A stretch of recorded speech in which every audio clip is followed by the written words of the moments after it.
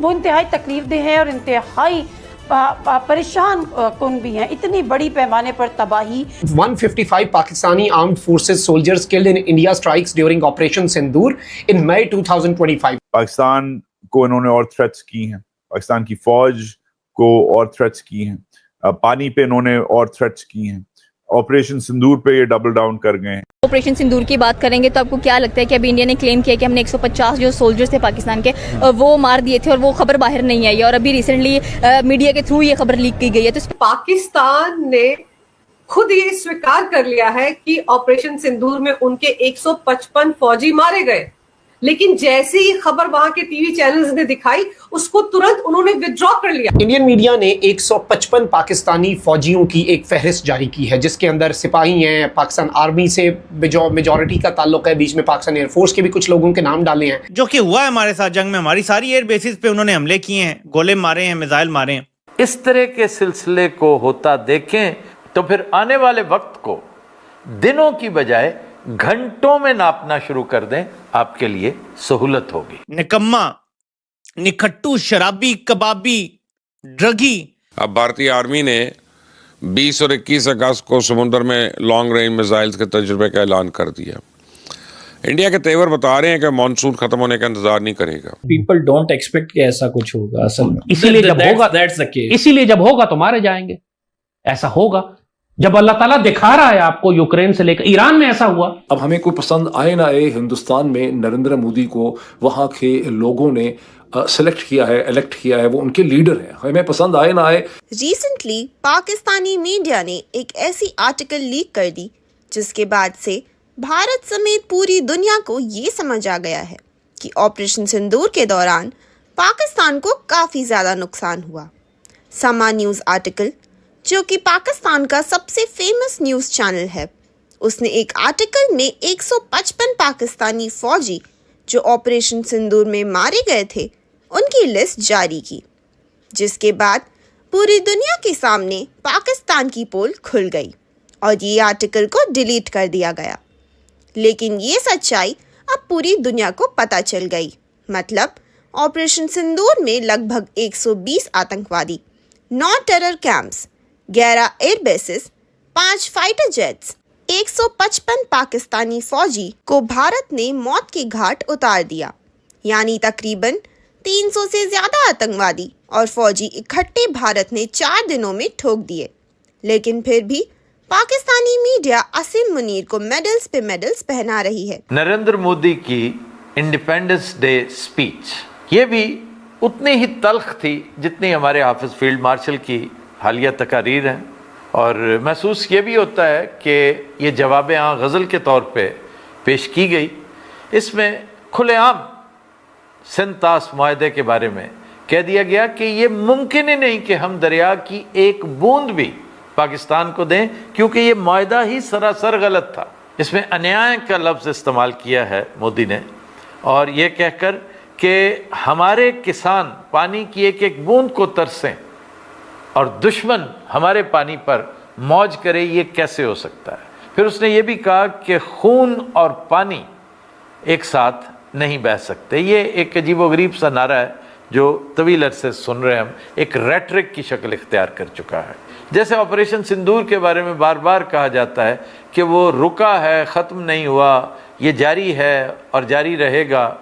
ये भी एक रिटोरिकल सी स्टेटमेंट है जिसे सुन सुनकर कम से कम हमारे कान जरूर पक गए हैं कि जंग अगर हमारे रावलपिंडी, इस्लामाबाद में और लाहौर में और सियालकोट में और पेशावर में दाखिल होती है और हमारे कराची में दाखिल होती है, तो हमने अपनी टीम को और अपनी कौम को यही तरबियत दी है, अपने फौजी अफसरों को और दोस्तों को, कि अपने पास लाइसेंस्ड वेपन्स रखो, टैक्टिकल इक्विपमेंट रखो, सर्वाइवल का सामान जमा करो, खुराक की सप्लाई जमा करके रखो, बिजली पानी का इंतजाम रखो, सोलर पावर सिस्टम्स रखो, क्योंकि आने वाले वक्तों में तुमको जंग में शामिल होना पड़ेगा। ये बेसिक सर्वाइवल है। यूक्रेन को देख लें आप, गजा को देख लें आप, सीरिया को देख लें।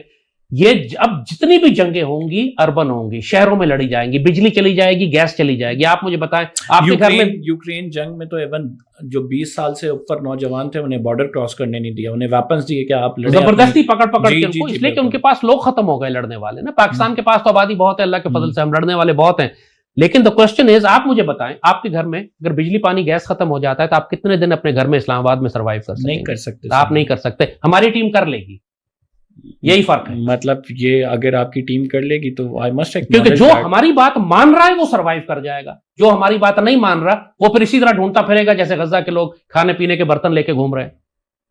क्या किया जाए फिर? ये पूरा सर्वाइवल कोर्स है इसका, पूरी सर्वाइव, कम से कम एक 20-25 वीडियोस हम पिछले 8-10 साल से बनाकर डाल चुके हैं कि पानी का इंतजाम कैसे करें, अपनी फिजिकल फिटनेस का इंतजाम कैसे करें, टैक्टिकल इक्विपमेंट कैसे लें, वेपन ट्रेनिंग कैसे हासिल करें, सर्वाइवल आपको कैसे आना चाहिए, लकड़ी की आग पे खाना कैसे पकाएंगे, शहर के लोग तो मारे जाएंगे। पीपल डोंट एक्सपेक्ट कि ऐसा कुछ होगा असल में, इसीलिए जब होगा तो मारे जाएंगे।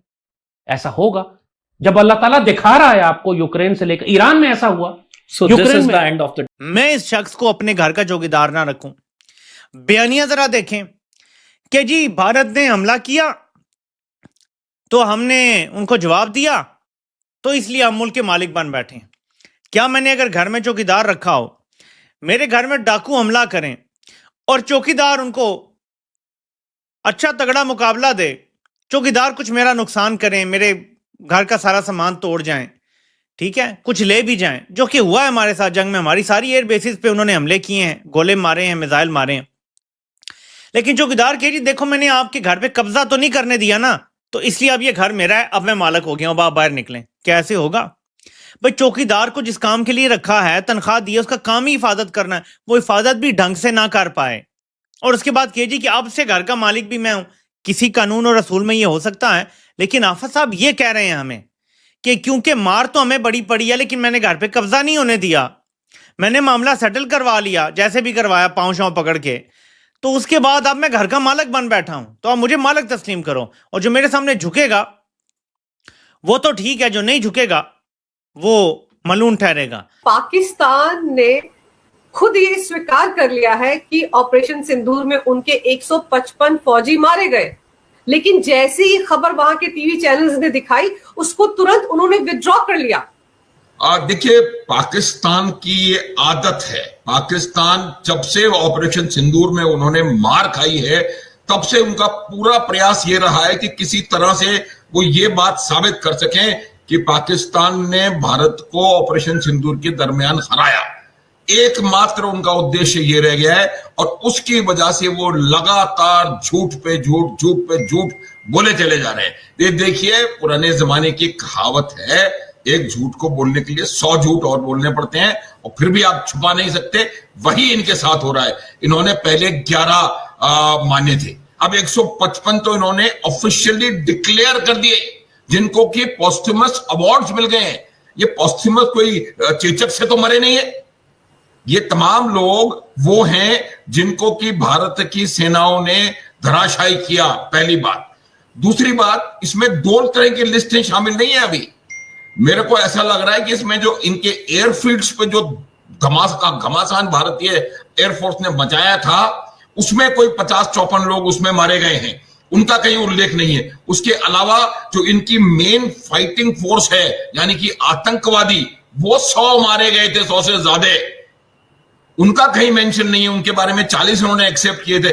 तो मेरा यह मानना है कि कुल मिला के कैजुअलिटीज पाकिस्तान में। नमस्कार दोस्तों, जय हिंद। दोस्तों, पाकिस्तान 14 अगस्त को स्वतंत्रता दिवस मना रहा था। उसी समय उन्होंने ऑपरेशन सिंदूर में मारे गए जवानों को एक अवार्ड देना चाहा। उनके नाम की लिस्ट जारी की गई, तो उस लिस्ट को कुछ ही चंद घंटों में विड्रॉल कर लिया गया, क्योंकि इस लिस्ट के जारी होने से ये पता चलता है कि ऑपरेशन सिंदूर में कितनी कैजुअलिटी पाकिस्तान को हुई है। लेकिन पाकिस्तान ने अभी तक इसको कबूल नहीं किया था, लेकिन अपने स्वतंत्रता दिवस 14 अगस्त को इन्होंने इसे कबूल कर लिया है। लेकिन इनकी मीडिया मानने को तैयार नहीं है कि ऐसा हुआ है। लेकिन तो लिस्ट उनके टीवी चैनल समा टीवी ने दिखाई है, तब भी इनको ये मानने को तैयार नहीं है। तो लेकिन हम क्या करें, ये माने या ना माने, लेकिन सच्चाई सामने आ गई है, और सच्चाई कभी छुपती नहीं है। किसी न किसी उदाहरण में सामने आ ही जाती है। तो दोस्तों आपका क्या कहना है पाकिस्तानी मीडिया और पाकिस्तानी आवाम के बारे में, कृपया मुझे कमेंट सेक्शन में जरूर बताएं। और दोस्तों वीडियो पसंद आया हो तो वीडियो को लाइक करें, शेयर करें, चैनल को जरूर सब्सक्राइब कर लें, क्योंकि इस तरीके की लेटेस्ट अपडेट और न्यूज इस चैनल पर आती रहती है। तो कृपया चैनल को सब्सक्राइब कर मुझे सपोर्ट जरूर कर दें। जय हिंद दोस्तों।